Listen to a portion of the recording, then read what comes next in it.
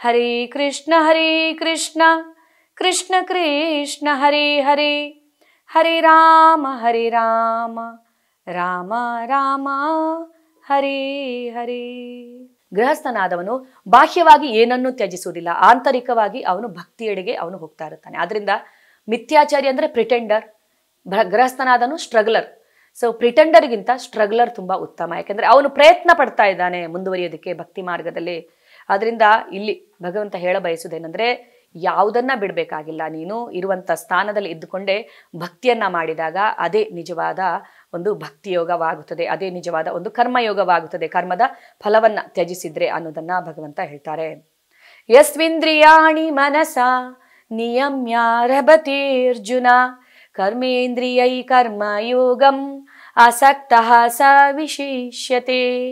ಇದಕ್ಕೆ ಪ್ರತಿಯಾಗಿ ಪ್ರಾಮಾಣಿಕನಾದ ಮನುಷ್ಯನು ಕ್ರಿಯಾಶಾಲಿಗಳಾದ ಇಂದ್ರಿಯಗಳನ್ನು ಮನಸ್ಸಿನಿಂದ ನಿಗ್ರಹಿಸಲು ಪ್ರಯತ್ನಿಸಿ, ಕೃಷ್ಣ ಪ್ರಜ್ಞೆಯಲ್ಲಿ ಅವನು ನಿಗ್ರಹಿಸಲು ಪ್ರಯತ್ನಿಸಿ ಕರ್ಮಯೋಗವನ್ನು ಅನಾಸಕ್ತನಾಗಿ ಪ್ರಾರಂಭಿಸಿದರೆ ಎಷ್ಟೋ ಉತ್ತಮ. ಸೊ ಇಲ್ಲಿ ಭಗವದ್ಗೀತೆಯ ಉದ್ದಕ್ಕೂ ಭಗವಂತ ಹೇಳ್ತಾ ಇರುವಂಥದ್ದು, ಆಂತರಿಕವಾಗಿ ನೀನು ಯಾವ ತರ ಪ್ರಜ್ಞೆಯನ್ನು ಬೆಳೆಸಿಕೊಂಡಿದ್ದಿ, ಬಾಹ್ಯವಾಗಿ ಅಲ್ಲ. ನಿನ್ನ ಇನ್ನರ್ ಕಾನ್ಷಿಯಸ್ನೆಸ್ ಯಾವ ತರ ಇದೆ, ಸೊ ನೀನು ಭಗವಂತನ ಜೊತೆ ಎಷ್ಟು ಕನೆಕ್ಟ್ ಆಗಿದ್ಯಾ ಅನ್ನುವಂಥದ್ದು ಎಲ್ಲವೂ ಆಂತರಿಕವಾಗಿ, ಬಾಹ್ಯವಾಗಿ ತೋರ್ಪಡಿಸಿಕೊಳ್ಬೇಕಾಗಿಲ್ಲ ಅನ್ನೋದನ್ನ ಭಗವಂತ ಇಲ್ಲಿ ಹೇಳ್ತಾರೆ. ಸೊ ಆದ್ರಿಂದ ಪ್ರಾಮಾಣಿಕನಾದ ಮನುಷ್ಯ ಅವನು ಆಂತರಿಕವಾಗಿ ಎಲ್ಲವನ್ನ, ಅಂದ್ರೆ ಎಷ್ಟು ಅವನು ಭಕ್ತಿ ಮಾರ್ಗದಲ್ಲಿ ಕರ್ಮಯೋಗವನ್ನ ಅನಾಸಕ್ತನಾಗಿ, ಅಂದ್ರೆ ಕರ್ಮದ ಫಲವನ್ನ ನಿರೀಕ್ಷಿಸದೆ ಅವನು ಮಾಡಿದ್ರೆ ಅವನು ಎಷ್ಟೋ ಉತ್ತಮ ಅಂತ ಇಲ್ಲಿ ಭಗವಂತ ಹೇಳ್ತಾರೆ. ನಿಯತಂ ಕುರು ಕರ್ಮತ್ವಂ ಕರ್ಮ ಜ್ಯಾಯೋ ಹ್ಯ ಕರ್ಮಣಃ ಶರೀರ ಯತ್ರಾಪೀಚತೆ ನ ಪ್ರಸಿದ್ಧೇದ ಕರ್ಮಣಃ.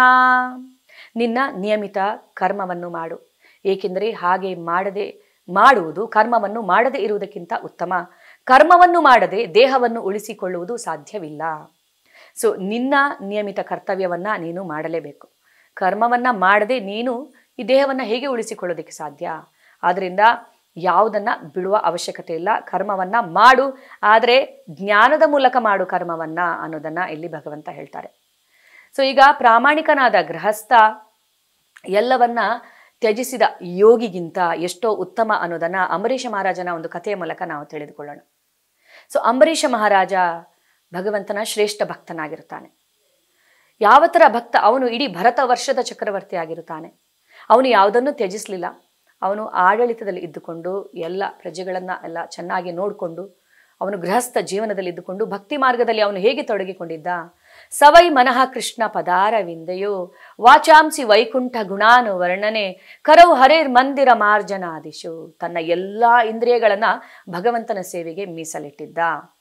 ತನ್ನ ಮನಸ್ಸನ್ನ ಭಗವಂತನ ಪಾದಕಮಲಗಳಲ್ಲಿ, ತನ್ನ ಕಣ್ಣುಗಳನ್ನ ಭಗವಂತನ ಸುಂದರವಾದ ರೂಪವನ್ನ ನೋಡೋದಕ್ಕೆ, ತನ್ನ ಕಿವಿಗಳನ್ನ ಭಗವಂತನ ಗುಣಗಾನವನ್ನ ಕೇಳುವುದಕ್ಕೆ, ತನ್ನ ನಾಲಿಗೆಯನ್ನ ಭಗವಂತನ ನಾಮ ಜಪವನ್ನ ಜಪಿಸುವುದಕ್ಕೆ ಮತ್ತು ಭಗವಂತನಿಗೆ ಅರ್ಪಿಸಿದ ಒಂದು ನೈವೇದ್ಯವನ್ನ ಪ್ರಸಾದವನ್ನಾಗಿ ಸ್ವೀಕರಿಸುವುದಕ್ಕೆ, ತನ್ನ ಕೈಗಳನ್ನ ಭಗವಂತನ ಮಂದಿರವನ್ನ ಸ್ವಚ್ಛಗೊಳಿಸುವುದಕ್ಕೆ, ಭಗವಂತನ ಮೂರ್ತಿಗಳನ್ನ ಅಲಂಕಾರ ಮಾಡೋದಕ್ಕೆ, ಹೀಗೆ ಎಲ್ಲಾ ಇಂದ್ರಿಯಗಳನ್ನ ಭಗವಂತನ ಸೇವೆಯಲ್ಲಿ ನಿರತವಾಗಿಸಿಟ್ಟಿರುವಂತ ಅಂಬರೀಷ ಮಹಾರಾಜನಿಗೆ ಇಂದ್ರಿಯ ನಿಗ್ರಹ ಮಾಡುವಂತ ಅವಶ್ಯಕತೆಯೇ ಬೀಳಲಿಲ್ಲ. ಮನಸ್ಸು ಕೂಡ ಯಾವಾಗಲೂ ಭಗವಂತನಲ್ಲೇ ನೆಟ್ಟಿತ್ತು. ಅವನಿಗೆ ಹಲವಾರು ಪತ್ನಿಯರಿದ್ರು. ಸೊ ಅವನು ಪರ್ಫೆಕ್ಟ್ ಗೃಹಸ್ಥ ಜೀವನದಲ್ಲಿ ಅವನು ಇದ್ದ.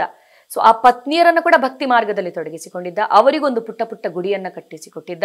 ಅವರು ಕೂಡ ಭಕ್ತಿ ಮಾರ್ಗದಲ್ಲಿ ಇರೋ ತರ ನೋಡ್ಕೊಂಡಿದ್ದ. ಅವನ ಪ್ರಜೆಗಳು ಕೂಡ ಭಕ್ತಿ ಮಾರ್ಗದಲ್ಲಿ ಬರುವ ತರ ಅಂಬರೀಷ ಮಹಾರಾಜ ಅದನ್ನ ನೋಡ್ಕೊಂಡಿದ್ದ. ಹಾಗೆಂತೇಳಿ ಅವನು ತನ್ನ ಕರ್ತವ್ಯದಿಂದ ಅವನು ದೂರ ಸರಿಯಲಿಲ್ಲ. ಎಲ್ಲರನ್ನ ತನ್ನ ಮಕ್ಕಳ ತರ ನೋಡ್ಕೊಳ್ತಾ ಇದ್ದ, ಕರ್ತವ್ಯವನ್ನ ನಿಭಾಯಿಸ್ತಾ ಇದ್ದ. ಆದರೆ ಕರ್ಮದ ಫಲವನ್ನ ಭಗವಂತನಿಗೆ ಅರ್ಪಿಸಿದ್ದ.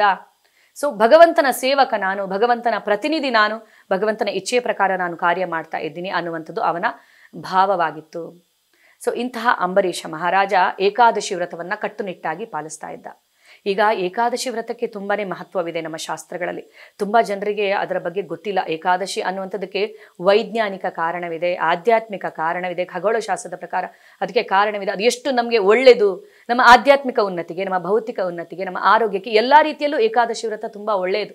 ಆದರೆ ನಮ್ಗೆ ಯಾರಿಗೂ ಅದರ ಬಗ್ಗೆ ಜ್ಞಾನ ಇಲ್ಲ, ಅದರಿಂದ ಯಾರು ಆಚರಣೆ ಮಾಡ್ತಾ ಇಲ್ಲ. ಸೊ ಅಂಬರೀಷ ಮಹಾರಾಜ ಏಕಾದಶಿ ವ್ರತವನ್ನ ಕಟ್ಟುನಿಟ್ಟಾಗಿ ಪಾಲಿಸ್ತಾ ಇದ್ದ. ತನ್ನ ರಾಜ್ಯದಲ್ಲಿರುವ ಪ್ರಜೆಗಳು ಕೂಡ ಅದನ್ನ ಪಾಲಿಸುವ ತರ ಅವನು ನೋಡ್ಕೊಂಡಿದ್ದ. ಅವನು ಯಾವ ತರ ಒಂದು ಪಾಲನೆ ಮಾಡ್ತಾ ಇದ್ದ ಅಂದ್ರೆ ನಿರ್ಜಲ ವ್ರತವನ್ನ ಮಾಡ್ತಾ ಇದ್ದ. ಒಂದು ತೊಟ್ಟು ನೀರನ್ನ ಕೂಡ ಅವನು ಕುಡಿತಾ ಇರಲಿಲ್ಲ. ಸೊ ಈಗ ಏಕಾದಶಿ ವ್ರತದ ಮಹತ್ವ ಏನಂದ್ರೆ ಅದು ಮಾರನೇ ದಿವಸ, ದ್ವಾದಶಿ ದಿವಸ ಅದನ್ನ ಮುರಿಯುವಂತ ಸಮಯ ಇರುತ್ತೆ. ಆ ವ್ರತವನ್ನ ಸಂಪನ್ನಗೊಳಿಸುವಂತ ಒಂದು ನಿರ್ದಿಷ್ಟ ಅವಧಿ, ಆ ಅವಧಿಯಲ್ಲೇ ಅದನ್ನ ಸಂಪನ್ನಗೊಳಿಸಬೇಕು. ಹೀಗೆ ಅಂಬರೀಷ ಮಹಾರಾಜ ಎಲ್ಲಾ ರೀತಿಯ ತಯಾರಿಯನ್ನ ನಡೆಸ್ತಾ ಇದ್ದಾನೆ. ಬ್ರಾಹ್ಮಣರಿಗೆ ದಾನವನ್ನ ಕೊಡೋದಕ್ಕೆ, ಇದನ್ನ ಸಂಪನ್ನಗೊಳಿಸುವಂತ ಸಮಯದಲ್ಲಿ ಅಂತ ಎಲ್ಲಾ ರೀತಿಯ ತಯಾರಿಯನ್ನ ನಡೆಸ್ತಾ ಇರುವಂತಹ ಸಂದರ್ಭದಲ್ಲಿ ಕೋಪಕ್ಕೆ ಹೆಸರುವಾಸಿಯಾಗಿರುವಂತಹ ಕೋಪಿಷ್ಟ ದೂರ್ವಾಸ ಮುನಿಯ ಆಗಮನವಾಗುತ್ತದೆ ಅಂಬರೀಷ ಮಹಾರಾಜನ ಆಸ್ಥಾನಕ್ಕೆ. ಸೊ ದೂರ್ವಾಸ ಮುನಿಯನ್ನ ತುಂಬಾ ಒಂದು ಆದರದಿಂದ ಬರಮಾಡಿಕೊಳ್ಳುತ್ತಾನೆ ಅಂಬರೀಷ ಮಹಾರಾಜ. ಅತಿಥಿ ಸತ್ಕಾರವನ್ನ ಮಾಡಲು ಮುಂದಾದಾಗ ದೂರ್ವಾಸ ಮುನಿ ಹೇಳುತ್ತಾನೆ, ಇಲ್ಲೇ ಪಕ್ಕದಲ್ಲಿ ಇರುವಂತಹ ನದಿಯಲ್ಲಿ ನಾನು ನನ್ನ ನಿತ್ಯ ಕರ್ಮಗಳನ್ನು ಪೂರೈಸಿ ನನ್ನ ಸ್ನಾನವನ್ನ ನಾನು ಪೂರೈಸಿ ಬರುತ್ತೇನೆ, ನನ್ನ ನಿರೀಕ್ಷೆಯಲ್ಲಿ ನೀನು ಇರು ಅಂತ ಹೇಳಿ ಅವರು ಅಲ್ಲಿಂದ ಹೋಗ್ತಾರೆ.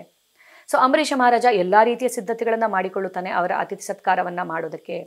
ಅಂಬರೀಷ ಮಹಾರಾಜ ಕಾಯ್ತಾ ಇರ್ತಾರೆ ದೂರ್ವಾಸ ಮುನಿಗೋಸ್ಕರ. ದೂರ್ವಾಸ ಮುನಿಯ ಮನಸ್ಸಿನಲ್ಲಿ ಏನಿದೆ, ನಾನು ಶ್ರೇಷ್ಠ ಯೋಗಿ, ನಾನು ಅಷ್ಟಾಂಗ ಯೋಗದಲ್ಲಿ ಸಿದ್ಧಿಯನ್ನ ಪಡೆದವನು. ಅಂಬರೀಷ ಗೃಹಸ್ಥ, ಅವನಿಗೆ ಅಂತ ಪ್ರಾಮುಖ್ಯತೆಯನ್ನು ಕೊಡಬೇಕಾಗಿಲ್ಲ, ಹೋದ್ರೆ ಆಯ್ತು ನಿಧಾನಕ್ಕೆ ಅಂತೇಳಿ. ಆದ್ರೆ ಅಂಬರೀಷ ಮಹಾರಾಜನಿಗೆ ತುಂಬಾ ಇಂಪಾರ್ಟೆಂಟ್ ಈ ಏಕಾದಶಿ ವ್ರತ, ಇದನ್ನ ಮುರಿಬೇಕು, ನಾನೀಗ ಇದನ್ನ ಸಂಪನ್ನಗೊಳಿಸ್ಬೇಕು, ಸಮಯ ಮೀರಿ ಹೋಗ್ತಾ ಇದೆ, ದೂರ್ವಾಸ ಮುನಿ ಇನ್ನೂ ಬರಲಿಲ್ಲ, ಏನು ಮಾಡಲಿ ನಾನು? ಈ ನಿಗದಿತ ಸಮಯದ ಒಳಗಡೆ ನಾನು ಈ ವ್ರತವನ್ನ ಮುರಿಲಿಲ್ಲ ಅಂದ್ರೆ ವ್ರತ ಮಾಡಿದ ಫಲ ನನಗೆ ಸಿಗೋದಿಲ್ಲ. ಯಾಕೆಂದ್ರೆ ಒಂದೊಂದು ಏಕಾದಶಿ ವ್ರತವನ್ನ ಮಾಡಿದಾಗ್ಲೂ ಅಶ್ವಮೇಧ ಯಾಗ ಮಾಡಿದ ಫಲ ಬರುತ್ತೆ ಅಂತ ಹೇಳ್ತಾರೆ. ಸೊ ಆದ್ರಿಂದ ಈ ಏಕಾದಶಿ ವ್ರತವನ್ನ ನಾನು ಹೇಗೆ ಸಂಪನ್ನಗೊಳಿಸ್ಲಿ, ಈಗ ಮುರಿಲೇಬೇಕಾದಂತಹ ಅಂದ್ರೆ ಈಗ ಅವಧಿ ಮೀರಿ ಹೋಗ್ತಾ ಇದೆ ಅಂತ ತನ್ನ ಗುರು ಹಿರಿಯರ ಒಂದು ಸಲಹೆಯನ್ನ ಕೇಳುತ್ತಾನೆ. ಗುರು ಹಿರಿಯರು ಅವನಿಗೆ ಹೇಳುತ್ತಾರೆ, ನೀನು ನಿರ್ಜಲ ವ್ರತವನ್ನ ಮಾಡಿರೋದ್ರಿಂದ, ನೀನು ನೀರು ಕುಡಿಯೋದ್ರಿಂದ ಏನಾಗುತ್ತೆ, ವ್ರತವನ್ನ ಮುರಿದ ಹಾಗೂ ಆಗುತ್ತೆ, ಮುರಿಯದೇ ಇದ್ದ ಹಾಗೂ ಅಂದ್ರೆ ನೀನು ಅತಿಥಿ ಸತ್ಕಾರವನ್ನ ಮಾಡ್ಬೋದು, ಒಂದು ಲೋಟ ನೀರನ್ನ ಕುಡಿಯಬಹುದಂತ. ಅಂಬರೀಷ ಮಹಾರಾಜ ನೀರನ್ನು ಕುಡಿತಾ ಇರುವಂತಹ ಸಂದರ್ಭದಲ್ಲಿ ದೂರ್ವಾಸ ಮುನಿಯ ಆಗಮನವಾಗುತ್ತದೆ. ಅಂಬರೀಷ ಮಹಾರಾಜ ನನ್ಗೆ ಅತಿಥಿ ಸತ್ಕಾರ ಮಾಡದೆ ಇವರು ಇದನ್ನ ಸೇವಿಸಿದ್ರಲ್ಲ, ವ್ರತವನ್ನ ಮುರಿದ್ರು ಅನ್ನುವಂಥ ಸಿಟ್ಟಿನಲ್ಲಿ ವಿನಾಕಾರಣ ತನ್ನ ಸಿಟ್ಟಿನಿಂದ ಒಂದು ರಾಕ್ಷಸನನ್ನ ಸೃಷ್ಟಿ ಮಾಡ್ತಾನೆ ದೂರ್ವಾಸ ಮುನಿ, ವಿನಾಕಾರಣ, ಕಾರಣ ಇಲ್ಲದೆ. ಸೊ ಆ ರಾಕ್ಷಸ ಇನ್ನೇನು ಅಂಬರೀಷ ಮಹಾರಾಜನ ಮೇಲೆ ಎಗರಬೇಕು ಅಂತೇಳಿ, ಅಂದ್ರೆ ಅವನನ್ನ ಕೊಲ್ಲಬೇಕು ಅಂಥೇಳಿ ಹೋಗೋಷ್ಟೇ ಅಂಬರೀಷ ಮಹಾರಾಜ ಯಾವುದರಿಂದಲೂ ವಿಚಲಿತನಾಗಿಲ್ಲ. ಅವನು ಸುಮ್ಮನೆ ಕೈ ಮುಕ್ಕೊಂಡು ವಿಷ್ಣುವಿನ ಭಕ್ತಿಯನ್ನ ಮಾಡಿಕೊಂಡು, ಯಾಕೆಂದ್ರೆ ಭಕ್ತನ ಲಕ್ಷಣ ಇದು, ಎಂಥದೇ ಪರಿಸ್ಥಿತಿಯಲ್ಲೂ ಅವನು ಧೃತಿಗೆಡುವುದಿಲ್ಲ, ಯಾಕೆಂದ್ರೆ ಭಗವಂತನನ್ನ ನಂಬಿದ್ದಾನೆ, ಅಭಯಹಸ್ತ ಭಗವಂತನಿಂದ ಅವನಿಗೆ ಪ್ರಾಪ್ತಿಯಾಗಿರುತ್ತೆ. ಸೊ ಹೀಗೆ ಅಂಬರೀಷ ಮಹಾರಾಜ ಈ ತರ ಅವನು ಅಂದ್ರೆ ಆ ರಾಕ್ಷಸ ಅಂಬರೀಷ ಮಹಾರಾಜನ ಮೇಲೆ ಇನ್ನೇನು ಎಗರ್ಬೇಕು ಅಂತ ಅನ್ನುವಷ್ಟರಲ್ಲಿ ವಿಷ್ಣುವಿನ ಸುದರ್ಶನ ಚಕ್ರ ಬಂದು ಆ ರಾಕ್ಷಸನ ಸಂಹಾರವನ್ನ ಮಾಡುತ್ತೆ. ಸೊ ಆ ರಾಕ್ಷಸನ ಸಂಹಾರ ಮಾಡಿದ ಮೇಲೆ ಮತ್ತೆ ದೂರ್ವಾಸ ಮುನಿಯನ್ನ ಕೊಲ್ಲೋದಿಕ್ಕೆ ಅಂತ ಬರುತ್ತೆ ಆ ಸುದರ್ಶನ ಚಕ್ರ. ದೂರ್ವಾಸ ಮುನಿಗೆ ಆಶ್ಚರ್ಯ ಆಗುತ್ತೆ, ನಾನು ಮಹಾನ್ ಯೋಗಿ, ನಾನು ಮುನಿ, ನನ್ನನ್ನು ಕೊಲ್ಲೋದಕ್ಕೆ ವಿಷ್ಣುವಿನ ಸುದರ್ಶನ ಚಕ್ರ ಬರುತ್ತಾ, ಏನಿದು ಅಂತ ಅವನಿಗೆ ಆಶ್ಚರ್ಯ ಆಗುತ್ತೆ. ಆದರೆ ಅವನಿಗೆ ಭಯ ಆಗುತ್ತೆ, ಅವನು ಹೆದರಿ ಅಲ್ಲಿಂದ ಓಡೋದಕ್ಕೆ ಪ್ರಾರಂಭಿಸ್ತಾನೆ ದೂರ್ವಾಸ ಮುನಿ. ಓಡ್ತಾ ಓಡ್ತಾ ಎಲ್ಲೂ ಓಡಿದ್ರೂ ಇದು ಬೆನ್ನಟ್ಟಿ ಬರ್ತಾ ಇದೆ ಸುದರ್ಶನ ಚಕ್ರ. ಸೊ ಇಂದ್ರನ ಬಳಿಗೆ ಹೋಗ್ತಾನೆ, ಇಂದ್ರ ಹೇಳ್ತಾನೆ ನನ್ನಿಂದ ಏನು ಮಾಡೋದಕ್ಕಾಗಲ್ಲ. ಬ್ರಹ್ಮನ ಬಳಿಗೆ ಹೋಗ್ತಾನೆ, ಬ್ರಹ್ಮ ಹೇಳ್ತಾನೆ ನಾನು ನಿಮ್ಮನ್ನ ರಕ್ಷಿಸ್ಲಿಕ್ಕೆ ಆಗುದಿಲ್ಲ, ಇದು ವಿಷ್ಣುವಿನ ಸುದರ್ಶನ ಚಕ್ರ. ಶಿವನ ಬಳಿಗೆ ಹೋಗ್ತಾನೆ, ಶಿವ ಹೇಳ್ತಾರೆ ನನ್ನಿಂದ ಏನು ಮಾಡೋದಕ್ಕಾಗಲ್ಲ, ನೀನು ವೈಷ್ಣವ ಅಪರಾಧವನ್ನ ಮಾಡಿದ್ಯಾ ಅಂತೇಳಿ. ಕೊನೆಗೆ ವಿಷ್ಣುವಿನ ಬಳಿಗೆ ಹೋದಾಗ ವಿಷ್ಣು ಹೇಳ್ತಾರೆ, ನನ್ನ ಭಕ್ತರು ನನಗೆ ತುಂಬಾ ಪ್ರಿಯರು, ನನ್ನ ಭಕ್ತರು ನನ್ನ ಹೃದಯದಲ್ಲಿ ಇರುತ್ತಾರೆ, ನಾನು ಅವರ ಹೃದಯದಲ್ಲಿ ಇರುತ್ತೇನೆ. ನನ್ನ ಭಕ್ತರಿಗೆ ನನ್ನನ್ನು ಬಿಟ್ಟರೆ ಬೇರೆ ಯಾರು ಗೊತ್ತಿಲ್ಲ. ಅಹಂ ಭಕ್ತ ಪರಾಧೀನ, ನಾನು ಭಕ್ತರ ಕೈವಶದಲ್ಲಿ ಇರುತ್ತೇನೆ. ಆದ್ರಿಂದ ನೀನು ಅಂತಹ ನನ್ನ ಮಹಾನ್ ಭಕ್ತ ಅಂಬರೀಷ ಮಹಾರಾಜ, ಅವನ ಭಕ್ತಿಗೆ ನಾನು ಮೆಚ್ಚಿದ್ದೇನೆ. ಅಂತಹ ಮಹಾನ್ ಭಕ್ತನಾದ ಅಂಬರೀಷ ಮಹಾರಾಜನ ಮನಸ್ಸಿಗೆ ನೀನು ನೋವನ್ನುಂಟು ಮಾಡಿದ್ಯಾ. ಸೊ ಅವನಿಗೆ ನೀನು ಅಪರಾಧವನ್ನ ಎಸಗಿದ್ಯಾ, ನಾನು ಹೇಗೆ ನಿನ್ನನ್ನು ಕ್ಷಮಿಸಲಿ? ನಿನಗೆ ಕ್ಷಮೆ ಬೇಕಂತ ಇದ್ರೆ ನೀನು ಮತ್ತೆ ಅಂಬರೀಷ ಮಹಾರಾಜನ ಬಳಿಗೆ ಹೋಗಿ ಅವನ ಕಾಲಿಗೆ ಬಿದ್ದು ನಮಸ್ಕಾರ ಮಾಡಿ ಕ್ಷಮೆಯನ್ನ ಕೋರು. ಅವನೇನಾದ್ರೂ ಕ್ಷಮಿಸಿದನೆಂದ್ರೆ ನಿನ್ನನ್ನ ಸುದರ್ಶನ ಚಕ್ರ ಬಿಡ್ಬಹುದು, ಇಲ್ಲದಿದ್ರೆ ನಾನೇನು ಮಾಡೋದಿಕ್ಕೆ ಆಗುದಿಲ್ಲ ಅಂತ ವಿಷ್ಣು ಹೇಳ್ತಾರೆ. ಮತ್ತೆ ಓಡೋಡಿ ಬರ್ತಾನೆ ದೂರ್ವಾಸ ಮುನಿ ಅಂಬರೀಷ ಮಹಾರಾಜನ ಬಳಿಗೆ ಬಂದು ಅಂಬರೀಷ ಮಹಾರಾಜನ ಪಾದಗಳಿಗೆ ಸಾಷ್ಟಾಂಗ ನಮಸ್ಕಾರ ಮಾಡಿ ಪಾದಗಳನ್ನ ಮುಟ್ಟಿ ಅವನು ಕ್ಷಮೆಯನ್ನ ಕೋರುತ್ತಾನೆ, ನನ್ನನ್ನ ಕ್ಷಮಿಸು ಅಂತೇಳಿ. ಅಂಬರೀಷ ಮಹಾರಾಜ ಕಾಯ್ತಾ ಇರ್ತಾನೆ ದೂರ್ವಾಸ ಮುನಿ ಬರುವವರೆಗೂ. ನನ್ನ ಆಸ್ಥಾನಕ್ಕೆ ಬಂದು ಅತಿಥಿ ಸತ್ಕಾರವನ್ನ ಸ್ವೀಕರಿಸದೆ ಹೋದ್ರಲ್ಲ ಅನ್ನುವಂತ ಒಂದು ದುಃಖದಲ್ಲಿ ಅಂಬರೀಷ ಇದ್ದ. ಇದು ಭಕ್ತನ ಲಕ್ಷಣ. ಸೊ ಅಂಬರೀಷ ಮಹಾರಾಜ ದೂರ್ವಾಸ ಮುನಿಗೆ ಅಂದ್ರೆ ಅವರು ದೂರ್ವಾಸ ಮುನಿಯನ್ನ ನೋಡಿ ಅವರಿಗೆ ಸಂತೋಷವಾಗುತ್ತೆ. ಅದಾದ್ಮೇಲೆ ಸುದರ್ಶನ ಚಕ್ರದ ಹತ್ರ ಅವರು ಪ್ರಾರ್ಥನೆಯನ್ನ ಮಾಡ್ತಾರೆ, ನನ್ನ ಭಕ್ತಿ ನಿಜವಾಗಿದ್ದಲ್ಲಿ ನೀನು ಮರಳಿ ನಿನ್ನ ಸ್ಥಾನಕ್ಕೆ ಹೋಗು ಅಂತೇಳಿ. ಸುದರ್ಶನ ಚಕ್ರ ತನ್ನ ಸ್ಥಾನಕ್ಕೆ ಮರಳಿ ಹೋಗುತ್ತದೆ. ದುರಾಸಮುನಿಗೆ ತನ್ನ ತಪ್ಪಿನ ಅರಿವಾಗುತ್ತದೆ. ಸೊ ನಾನು ಎಲ್ಲವನ್ನ ತ್ಯಜಿಸಿ ಬಂದಿದ್ದೆ, ನಾನು ಮುನಿಯಾಗಿದ್ದೆ, ಆದರೂ ನನ್ನ ಮನಸ್ಸಿನಲ್ಲಿ ಒಂದು ನಾನು ಶ್ರೇಷ್ಠ ಅನ್ನುವಂಥ ಭಾವನೆ ಇತ್ತು. ಕೋಪವನ್ನು ನಿಗ್ರಹ ಮಾಡಲಿಕ್ಕೆ ನನಗೆ ಆಗಲಿಲ್ಲ. ಆದರೆ ಅಂಬರೀಷ ಮಹಾರಾಜ ಗೃಹಸ್ಥ ಜೀವನದಲ್ಲಿದ್ದುಕೊಂಡು ತನ್ನ ಎಲ್ಲ ಇಂದ್ರಿಯಗಳನ್ನು ಭಗವಂತನ ಸೇವೆಗೆ ಮೀಸಲಿಟ್ಟು ಭಕ್ತಿ ಮಾರ್ಗದಲ್ಲಿ ತೊಡಗಿದ್ರಿಂದ ಅವನು ಎಲ್ಲ ರೀತಿಯಲ್ಲೂ ಅಂದರೆ ಅವನು ಹೇಗೆ ಪರಿಪೂರ್ಣತೆಯನ್ನು ಸಾಧಿಸಿದ್ದ, ಯಾವುದೇ ಸಂದರ್ಭದಲ್ಲೂ ವಿಚಲಿತನಾಗಿಲ್ಲ ಅನ್ನುವಂಥದ್ದು ದುರಾಸಮುನಿಗೆ ಅರ್ಥವಾಗುತ್ತದೆ. ಸೊ ಇಲ್ಲಿ ನಾವು ನೋಡ್ಕೋಬಹುದು, ಗೃಹಸ್ಥನಾಗಿರುವಂಥ ಅಂಬರೀಷ ಮಹಾರಾಜ ದುರಾಸಮುನಿಗಿಂತ ಶ್ರೇಷ್ಠ ನೆನೆಸಿಕೊಂಡ ಭಕ್ತಿ ಮಾರ್ಗದಲ್ಲಿ ಬರೋದ್ರಿಂದ ಅಲ್ವಾ. ಈಗ ಯಾವ ಥರ ಯೋಗ ಲ್ಯಾಡರ್ ಅಂಥೇಳಿ, ಕರ್ಮಿಗಳು ಮೊದಲ ಹಂತದವರು, ಅದಾದಮೇಲೆ ಕರ್ಮಕಾಂಡ ಅಂಥೇಳಿ, ಅದಾದಮೇಲೆ ಸಕಾಮ ಕರ್ಮಯೋಗ, ನಿಷ್ಕಾಮ ಕರ್ಮಯೋಗ, ಜ್ಞಾನ ಯೋಗ, ಅಷ್ಟಾಂಗ ಯೋಗ, ಭಕ್ತಿ ಯೋಗ, ಹೀಗೆ ಈ ಯೋಗ ಲ್ಯಾಡರ್ ಇದು ಈ ಥರ ಇರುತ್ತದೆ. ಕರ್ಮಿಗಳು ಅಂದರೆ ಯಾರು ಅನ್ನೋದನ್ನು ನಾವು ತಿಳಿದುಕೊಳ್ಳೋಣ. ಈಗ ನಮಗೂ ಮಾನವರಿಗೂ ಪ್ರಾಣಿಗಳಿಗೂ ವ್ಯತ್ಯಾಸ ಅನ್ನುವಂಥದ್ದು ಇದೆ ಅಲ್ವಾ. ಆಹಾರ ನಿದ್ರಾ ಭಯಮೈಥುನಂ ಚ ಸಾಮಾನ್ಯಮೇತಾತ್ ಪಶುಭಿ ನರಾಣಾಂ ಧರ್ಮೋ ಹಿತೇಶೋ ಅಧಿಕೋ ವಿಶೇಷೋ ಧರ್ಮೇಣ ಹೀನ ಪಶುಭಿ ಸಮಾನ. ಆಹಾರ, ನಿದ್ರೆ, ಭಯ, ಮೈಥುನ. ಸೊ ಈ 4 ಪ್ರಾಣಿಗಳು ಮಾಡ್ತವೆ, ಮನುಷ್ಯರು ಮಾಡ್ತಾರೆ ಅಲ್ವಾ. ಪ್ರಾಣಿಗಳು ತಿಂತವೆ, ಪ್ರಾಣಿಗಳಿಗೆ ಪ್ರಕೃತಿಯಿಂದ ಏನು ಲಭ್ಯವಾಗಿದೆಯೋ ಅದನ್ನು ಅವು ತಿನ್ನುತ್ತವೆ. ಮನುಷ್ಯರು ತಿಂತಾರೆ, ಮನುಷ್ಯರು ಅದಕ್ಕೆ ಒಂದಷ್ಟು ಮಸಾಲೆ, ಉಪ್ಪು, ಹುಳಿ, ಖಾರ ಸೇರಿಸಿ ತಿಂತಾರೆ. ಸೊ ತಿನ್ನುವುದು ಇಬ್ಬರೂ ಮಾಡ್ತಾರೆ, ಪ್ರಾಣಿಗಳು ಮಾಡ್ತವೆ, ಮನುಷ್ಯರು ಮಾಡ್ತವೆ. ಇನ್ನು ನಿದ್ರೆ. ಸೊ ನಿದ್ರೆಯನ್ನು ಕೂಡ ಪ್ರಾಣಿಗಳು ಎಲ್ಲೆಂದರಲ್ಲಿ ಮಲಗ್ತವೆ, ಮನುಷ್ಯರು ಎಲ್ಲ ಸೌಕರ್ಯಗಳನ್ನು ಮಾಡಿಕೊಂಡು ಅದರ ಪ್ರಕಾರ ಸೌಲಭ್ಯ ಸೌಕರ್ಯಗಳನ್ನು ಏರ್ಪಡಿಸಿಕೊಂಡು ಅಲ್ಲಿ ಅವರು ಅಂದರೆ ನಿದ್ರೆಯನ್ನು ಮಾಡ್ತಾರೆ. ಆದರೆ ಪ್ರಾಣಿಗಳಿಗಿಂತ ಅಂದರೆ ಮನುಷ್ಯರಿಗಿಂತ ನಿಶ್ಚಿಂತೆಯಿಂದಾಗಿ ಮಲಗುವವರು ಯಾರು? ನಿಶ್ಚಿಂತೆಯಿಂದ ಪ್ರಾಣಿಗಳು. ಸೊ ಮನುಷ್ಯರಿಗೆ ಬುದ್ಧಿ ಇದೆ, ಪ್ರಾಣಿಗಳಿಗೆ ಬುದ್ಧಿ ಇಲ್ಲ. ಆದರೆ ಆ ಬುದ್ಧಿಯನ್ನು ಸರಿಯಾಗಿ ಉಪಯೋಗಿಸಿ ಅಂದರೆ ಆಕ್ಚುಲಿ ನಮಗಿಂತ ಸಂತೋಷವಾಗಿರೋರು ಯಾರು? ಪ್ರಾಣಿಗಳು. ಪ್ರಾಣಿಗಳಿಗೆ ಬುದ್ಧಿ ಇಲ್ಲ, ಆದರೂ ಸಂತೋಷವಾಗಿದ್ದಾವೆ. ಮನುಷ್ಯರು ಬುದ್ಧಿ ಇದ್ರೂ ಸಂತೋಷವಾಗಿಲ್ಲ. ಯಾಕೆ? ಬುದ್ಧಿಯನ್ನ ಸರಿಯಾಗಿ ಉಪಯೋಗಿಸಿಕೊಳ್ಳದೆ ಇರುವುದರ ಪರಿಣಾಮ ಇದು. ಹೇಗೆ ಪ್ರಾಣಿಗಳು ನಿಶ್ಚಿಂತೆಯಿಂದ ಎಲ್ಲೆಂದರಲ್ಲಿ ಮಲಗ್ತವೆ, ಮನುಷ್ಯರಿಗೆ ಎಷ್ಟೆಲ್ಲ ಸೌಕರ್ಯಗಳಿದ್ರೂ ನಿಶ್ಚಿಂತೆಯಿಂದ ಮಲಗೋದಿಕ್ಕೆ ಆಗಲ್ಲ. ಕೆಲವೊಂದು ಅಂದರೆ ಎಷ್ಟೋ ಬಾರಿ ಅಲ್ವಾ ನಿದ್ರೆ ಇಲ್ಲದಿರುವಂಥ ರಾತ್ರಿಗಳು ಇದ್ದೇ ಇರುತ್ತವೆ ಮನುಷ್ಯರಿಗೆ. ಎಸ್, ಈಗ ಪ್ರಾಣಿಗಳು ಮಲಗ್ತವೆ, ಮನುಷ್ಯರು ಮಲಗ್ತಾರೆ. ಇನ್ನು ಸಂತಾನೋತ್ಪತ್ತಿಯನ್ನು ಮಾಡುವಂಥದ್ದು. ಸೊ ಪ್ರಾಣಿಗಳಿಗೂ ತಮ್ಮ ಸಂಗಾತಿಗಳಿವೆ, ಅವುಗಳು ಕೂಡ ಸಂತಾನೋತ್ಪತ್ತಿಯನ್ನು ಮಾಡುತ್ತವೆ. ಮನುಷ್ಯರಿಗೂ ಕೂಡ ಅಂದರೆ ಮನುಷ್ಯರು ತಮ್ಮ ಸಂಗಾತಿಗಳು ಮನುಷ್ಯರಿಗೂ ಇರುತ್ತಾರೆ, ಸಂತಾನೋತ್ಪತ್ತಿಯನ್ನು ಮಾಡುತ್ತಾರೆ ಅಲ್ವಾ. ಇನ್ನು ಭಯ, ತಮ್ಮನ್ನು ತಾವು ಕಾಪಾಡಿಕೊಳ್ಳುವಂಥದ್ದು ಪ್ರಾಣಿಗಳು ಮಾಡ್ತವೆ, ನಾವು ಮಾಡ್ತೀವಿ. ಈಗ ನಮಗೂ ಪ್ರಾಣಿಗಳಿಗೂ ಅಲ್ಲಿರುವಂಥ ಸಾಮಾನ್ಯವಾದಂಥ ವಿಷಯ ಇದು. ಆಹಾರ, ನಿದ್ರೆ, ಭಯ ಮತ್ತು ಮಕ್ಕಳನ್ನು ಹಿಡಿಯುವಂಥದ್ದು, ಸಂತಾನೋತ್ಪತ್ತಿ ಮಾಡುವಂಥದ್ದು, ಈ 4 ವಿಷಯ. ಪ್ರಾಣಿಗಳು ಇದನ್ನು ಯಾವುದೇ ಶಿಕ್ಷಣದ ಇದಿಲ್ಲದೆ ಅವು ಮಾಡ್ತವೆ. ಅಂದರೆ ಯಾವುದೇ ಸ್ಕೂಲಿಗೆ ಹೋಗದೆ ಶಾಲಾ ಕಾಲೇಜುಗಳಿಗೆ ಹೋಗಬೇಕಾದ ಅವಶ್ಯಕತೆ ಇಲ್ಲ. ಪ್ರಾಣಿಗಳು ಈ 4 ಮಾಡೇ ಮಾಡ್ತವೆ. ಸೊ ನಾವು ಮನುಷ್ಯರು ಎಲ್ಲ ಶಿಕ್ಷಣವನ್ನು ಪಡೆದುಕೊಂಡು ಬರೀ ಇದನ್ನೇ ಮಾಡಿದರೆ ಹೇಗೆ ಅಲ್ವಾ. ಕೆಲವರು ಏನು ತಿಳ್ಕೊಂಡಿರ್ತಾರೆ, ಈ ಜೀವನ ಅಂದರೆ ಏನು? ಉಂಡು ತಿಂದು ಮಲಗಿ ಎಂಜಾಯ್ ಮಾಡಿ ಒಂದು ದಿವಸ ಸತ್ತು ಹೋಗು. ಹಾಗಾದರೆ ಮಾನವ ಜೀವನ ಇಷ್ಟೇ ಆದರೆ ನಮಗೂ ಪ್ರಾಣಿಗಳಿಗೂ ಏನು ವ್ಯತ್ಯಾಸ? ಪ್ರಾಣಿಗಳು ಅದನ್ನೇ ಮಾಡ್ತಾ ಇದ್ದಾವೆ. ಮತ್ತು ನಮ್ಮ ಶಿಕ್ಷಣ ಸಂಸ್ಥೆಗಳು ನಮ್ಮ ಶಿಕ್ಷಣ ವ್ಯವಸ್ಥೆ ನಮಗೆ ಇದನ್ನೇ ಹೇಳಿಕೊಡ್ತಾ ಇದ್ದಾವಲ್ಲ, ಯಾಕೆ ಅಲ್ವಾ. ನಾವು ಯಾರು ಅನ್ನೋದನ್ನು ನಮಗೆ ನಮ್ಮ ಶಿಕ್ಷಣ ವ್ಯವಸ್ಥೆಗಳು ಹೇಳಿಕೊಡ್ತಾ ಇದ್ದೀವಾ? ಶಿಕ್ಷಣ ಸಂಸ್ಥೆಗಳು ಇಲ್ಲ. ಸೊ ನಮಗೆ ಶಿಕ್ಷಣದ ಅವಶ್ಯಕತೆ ಇದೆ, ಯಾಕೆಂದರೆ ನಮ್ಮ ಬುದ್ಧಿಯನ್ನು ನಾವು ಉಪಯೋಗಿಸಿಕೊಳ್ಳೋದಕ್ಕೆ. ಆದರೆ ಅಷ್ಟೆಲ್ಲ ಶಿಕ್ಷಣ ಪಡೆದು ಕೂಡ ನಾವು ನಮ್ಮ ಬುದ್ಧಿಯನ್ನು ಉಪಯೋಗಿಸಿಕೊಳ್ಳಿಲ್ಲ ಅಂದರೆ ನಾವೇನಾಗ್ತೀವಿ? ಧರ್ಮೇಣ ಹೀನ ಪಶುಭಿ ಸಮಾನ. ಸೊ ಆಹಾರ ನಿದ್ರಾ ಭಯಮೈಥುನಂ ಚ ಸಾಮಾನ್ಯಮೇತತ್ ಪಶುಭಿ ನರಾಣ. ಪಶುಗಳಲ್ಲೂ ನರರಲ್ಲೂ ಮನುಷ್ಯರಲ್ಲೂ ಸಾಮಾನ್ಯವಾಗಿ ಇರುವಂಥದ್ದು ಈ 4. ಯಾವುದು ನಮ್ಮನ್ನು ಪ್ರಾಣಿಗಳಿಗಿಂತ ಬೇರೆ ಮಾಡುವಂಥದ್ದು? ಧರ್ಮ. ಧರ್ಮೇಣ ಹೀನ ಪಶುಭಿ ಸಮಾನ. ಸೊ ಧರ್ಮ ಇಲ್ಲದಿದ್ದರೆ, ಧರ್ಮದ ಪಾಲನೆಯನ್ನು ಮನುಷ್ಯ ಮಾಡಲಿಲ್ಲ ಅಂದರೆ ಅವನು ಪಶುವಿಗೆ ಸಮಾನನಾಗುತ್ತಾನೆ. ಯಾವುದು ಮಾನವ ಧರ್ಮ? ಸೊ ಧರ್ಮ ಅಂದರೆ ಏನು ಅನ್ನೋದನ್ನು ನಾವು ತಿಳಿದುಕೊಳ್ಬೇಕು. ಧರ್ಮ ಅಂತೂ ಸಾಕ್ಷಾತ್ ಭಗವತ್ ಪ್ರಣೀತಾಂ. ಭಗವಂತನ ಬಾಯಿಂದ ಬಂದಿರುವುದೇ ಧರ್ಮವಾಗುತ್ತದೆ ಹೊರತು ಮನುಷ್ಯರು ಸೃಷ್ಟಿಸಿರುವುದು ಧರ್ಮವಲ್ಲ. ಸೊ ಭಗವಂತನ ಬಾಯಿಂದ ಬಂದಿರುವಂಥ ಧರ್ಮವನ್ನು ಹೇಗೆ ಅರ್ಥ ಮಾಡ್ಕೊಳ್ಳುವಂಥದ್ದು?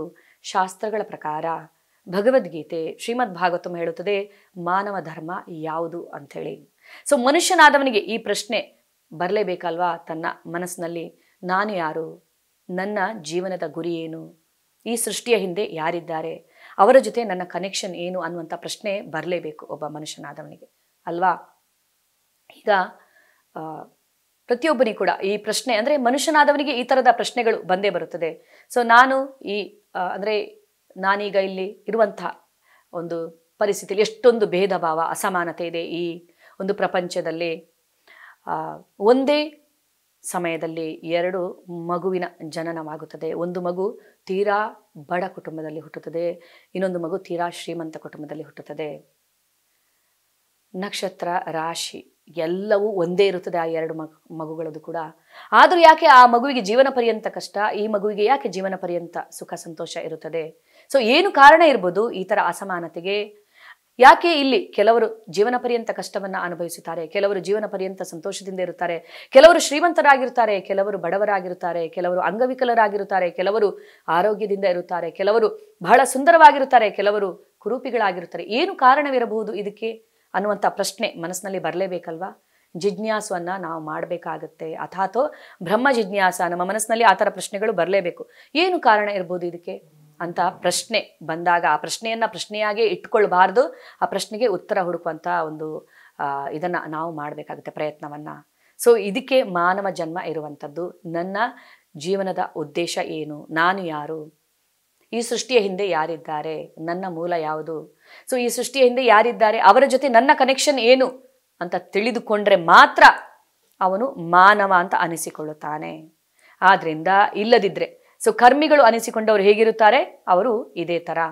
ಅವರಿಗೆ ಯಾವುದೇ ಶಾಸ್ತ್ರಗಳಲ್ಲಿ ಧರ್ಮದಲ್ಲಿ ನಂಬಿಕೆ ಇರುವುದಿಲ್ಲ. ಬರೀ ಎಂಜಾಯ್ ಮಾಡೋದೊಂದೇ ಜೀವನ ಅಂತ ತಿಳ್ಕೊಂಡಿರ್ತಾರೆ. ತುಂಬ ಸ್ವಾರ್ಥಿಗಳಾಗಿರ್ತಾರೆ, ಸೆಲ್ಫ್ ಸೆಂಟರ್ಡ್. ಎಲ್ಲವೂ ತನ್ನ ಅಂದರೆ ಎಲ್ಲರೂ ನನಗೆ ಪ್ರಾಮುಖ್ಯತೆ ಕೊಡಬೇಕು, ನಾನು ಎಂಜಾಯ್ ಮಾಡೋದು, ನಾನು ಸುಖ ಸಂತೋಷದಿಂದ ಇರುವುದೇ ಮುಖ್ಯ ಅಂತ ತಿಳಿದುಕೊಳ್ಳುವಂಥದ್ದು ಇದು ಕರ್ಮಿಗಳ ಜೀವನವಾಗುತ್ತದೆ. ಇವರಿಗಿಂತ ಮೇಲಿನ ಸ್ತರದಲ್ಲಿ ಇರುವಂಥವರು ಕರ್ಮಕಾಂಡಿಗಳು, ಕರ್ಮಕಾಂಡವನ್ನು ಮಾಡುವವರು. ಈಗ ವೇದಗಳಲ್ಲಿ 3 ಭಾಗಗಳಿವೆ. ಒಂದು ಕರ್ಮಕಾಂಡ, ಇನ್ನೊಂದು ಜ್ಞಾನಕಾಂಡ, ಮತ್ತೊಂದು ಉಪಾಸನ ಕಾಂಡ. ಕರ್ಮಕಾಂಡದಲ್ಲಿ ಏನು ಹೇಳಲಾಗಿದೆ? ಸೊ ಈಗ ಯಾಗ ಯಜ್ಞಗಳನ್ನು ಮಾಡಬೇಕು ಅಂತ ಹೇಳಲಾಗಿದೆ. ಸೊ ಆದರೆ ಕರ್ಮಕಾಂಡವೇ ಎಲ್ಲ ಅಲ್ಲ. ಕರ್ಮಕಾಂಡದ ನಂತರ ಜ್ಞಾನಕಾಂಡವಿದೆ, ಉಪಾಸನ ಕಾಂಡವಿದೆ. ಆದರೆ ಕರ್ಮಕಾಂಡವನ್ನೇ ಸರ್ವಸ್ವ ಅಂತ ತಿಳಿದುಕೊಂಡು ಅದರಲ್ಲಿ ಬರೆದಿರುವ ತತ್ವಗಳನ್ನು, ಅದರಲ್ಲಿ ಬರೆದಿರುವಂಥ ವಿಧಾನವನ್ನು ಕೇವಲ ತನ್ನ ಅನುಕೂಲಕ್ಕಾಗಿ ಒಬ್ಬ ಬಳಸಿಕೊಂಡ್ರೆ ಅವನು ಕರ್ಮಕಾಂಡವನ್ನು ಅನುಸರಿಸುವವನು ಅಂತ ಅವನು ಆಗುತ್ತಾನೆ. ಸೊ ಕರ್ಮಕಾಂಡಿಗಳು ಯಾರು? ಅವರು ವೇದಗಳನ್ನು ಸ್ವೀಕರಿಸುತ್ತಾರೆ, ಅದನ್ನು ತಮ್ಮ ಸ್ವಂತ ಒಂದು ಉಪಯೋಗಕ್ಕೋಸ್ಕರ ಬಳಸುತ್ತಾರೆ. ಆಧ್ಯಾತ್ಮಿಕ ಉನ್ನತಿ ಅವರ ಉದ್ದೇಶವಲ್ಲ. ಎಲ್ಲವನ್ನ ಪ್ರಾಫಿಟ್ ಆ್ಯಂಡ್ ಲಾಸ್ ಅಂತ ಅವರು ತಿಳ್ಕೊಂಡಿರ್ತಾರೆ. ಕಾಮ್ಯ ಕರ್ಮವನ್ನು ಮಾಡುತ್ತಾರೆ. ಸೊ ಈಗ ನನಗೆ ಇಷ್ಟೊಂದು ಐಶ್ವರ್ಯ ಪ್ರಾಪ್ತಿ ಆಗಬೇಕು, ನಾನು ಈ ಯಾಗವನ್ನು ಮಾಡುತ್ತೇನೆ. ನನಗೆ ಪುತ್ರ ಪ್ರಾಪ್ತಿ ಆಗಬೇಕು, ಪುತ್ರ ಕಾಮಿಷ್ಠ ಯಾಗವನ್ನು ಮಾಡುತ್ತೇನೆ. ಈಗ ಅಂದರೆ ಎಲ್ಲವನ್ನ, ಈಗ ಒಂದು ಯಾಗವನ್ನು ಮಾಡಬೇಕಂತಿದ್ರೆ ಒಂದು ಉದ್ದೇಶ ಅಲ್ಲಿ, ಅಂದರೆ ಹಾಗೆ ನನಗೆ ಆದರೆ ನಾನು ಹೀಗೆ ಮಾಡ್ತೀನಿ ಅಂತೇಳಿ ಕಂಡೀಷನ್. ಸೊ ನನಗೆ ಈ ಥರ ಪ್ರಾಪ್ತಿ ಅಂದರೆ ಪ್ರಾಫಿಟ್ ಆ್ಯಂಡ್ ಲಾಸ್, ನನಗೇನು ಪ್ರಾಫಿಟ್ ಇರುತ್ತೆ ಅದರಲ್ಲಿ ನಾನು ಮಾಡೋದ್ರಿಂದ, ಹಾಗಿದ್ರೆ ಮಾತ್ರ ಭಕ್ತಿಯನ್ನು ಮಾಡ್ತೀನಿ. ಸೊ ಇದು ಕರ್ಮಕಾಂಡವಾಗುತ್ತದೆ. ಆದರೆ ಇವರು ಕರ್ಮಿಗಳಿಗಿಂತ ಮೇಲು, ಯಾಕೆಂದರೆ ಇವರು ವೇದಗಳನ್ನು ಸ್ವೀಕರಿಸುತ್ತಾರೆ. ಯಾಗ ಯಜ್ಞಗಳನ್ನು ಮಾಡುವಾಗ ಪಠಿಸುವ ವೇದ ಮಂತ್ರಗಳು ಅವರನ್ನು ಸ್ವಲ್ಪ ಮಟ್ಟಿಗೆ ಅವರ ಆಧ್ಯಾತ್ಮಿಕ ಉನ್ನತಿಗೆ ಅವರನ್ನು ಕ್ರಮೇಣ ಕೊಂಡೊಯ್ಯಬಹುದು ಅಂತ ಹೇಳಲಾಗುತ್ತದೆ. ಸೊ ಇದಕ್ಕಿಂತ ಮೇಲಿನದು ಸಕಾಮ ಕರ್ಮಯೋಗ. ಸಕಾಮ ಕರ್ಮಯೋಗ ಅಂದರೆ ಇವರಿಗೆ ಆಧ್ಯಾತ್ಮಿಕತೆ ಬಗ್ಗೆ ಆಸಕ್ತಿ ಇವರಿಗೆ ಇರುತ್ತದೆ. ಆದರೆ ಅಲ್ಲಲ್ಲಿ ಇವರಿಗೆ ಇಚ್ಛೆ ಇರುತ್ತದೆ, ಒಂದು ಭೌತಿಕತೆಯ ಇಚ್ಛೆ ಕೂಡ ಇರುತ್ತದೆ. ಇವರು ಶಾಸ್ತ್ರಗಳನ್ನು ಸ್ವೀಕರಿಸುತ್ತಾರೆ, ಭಗವಂತನನ್ನು ಅಂದರೆ ಶಾಸ್ತ್ರಗಳ ಪ್ರಕಾರ ಭಗವಂತನ ಭಕ್ತಿಯನ್ನು ಮಾಡುತ್ತಾರೆ. ಆದರೆ ಇವರಿಗೆ ಕೆಲವೊಂದು ಇಚ್ಛೆಗಳು ಇರುತ್ತದೆ, ಭಕ್ತಿಯನ್ನು ಇಚ್ಛೆ ಇಟ್ಕೊಂಡು ಇವರು ಮಾಡುತ್ತಾರೆ. ಇದು ಸಕಾಮ ಕರ್ಮಯೋಗ. ಇನ್ನು ನಿಷ್ಕಾಮ ಕರ್ಮಯೋಗ. ನಿಷ್ಕಾಮ ಕರ್ಮಯೋಗ ಅಂದರೆ ಆಧ್ಯಾತ್ಮಿಕ ಜೀವನದಲ್ಲಿ ತುಂಬ ಗಂಭೀರತೆಯಿಂದ ಮುಂದುವರಿಯೋರು, ತುಂಬ ಸೀರಿಯಸ್ ಆಗಿರುತ್ತಾರೆ. ಇವರು ತಮ್ಮ ಜೀವನಾಧಾರಕ್ಕೆ ಏನು ಬೇಕೋ ಅಷ್ಟನ್ನು ಮಾತ್ರ ಸ್ವೀಕರಿಸುತ್ತಾರೆ. ಅತಿಯಾದ ಬಯಕೆ ಇವರಿಗೆ ಇರುವುದಿಲ್ಲ. ಎಲ್ಲವನ್ನ ಭಗವಂತನ ಸೇವೆಗೆ, ಉಳಿದಿದ್ದನ್ನೆಲ್ಲ ಭಗವಂತನ ಸೇವೆಗೆ ಇವರು ಮೀಸಲಿಡುತ್ತಾರೆ. ಅವರು ಕಾರ್ಯವನ್ನ ಮಾಡುತ್ತಾರೆ, ಆದರೆ ಆ ಕರ್ಮದ ಫಲ ಇರುತ್ತಲ್ಲ ಅದರಿಂದ ಅವರು ನಿರಾಸಕ್ತರಾಗಿರುತ್ತಾರೆ. ಕರ್ಮದ ಫಲವನ್ನ ಭಗವಂತನಿಗೆ ಅರ್ಪಿಸಿರುತ್ತಾರೆ. ಸೊ ಎಲ್ಲವನ್ನ ಕರ್ತವ್ಯ ಅಂದುಕೊಂಡು ಮಾಡುತ್ತಾರೆ, ಕರ್ಮದ ಫಲವನ್ನ ಭಗವಂತನಿಗೆ ಅರ್ಪಿಸುತ್ತಾರೆ. ಇದು ನಿಷ್ಕಾಮ ಕರ್ಮ ಯೋಗ.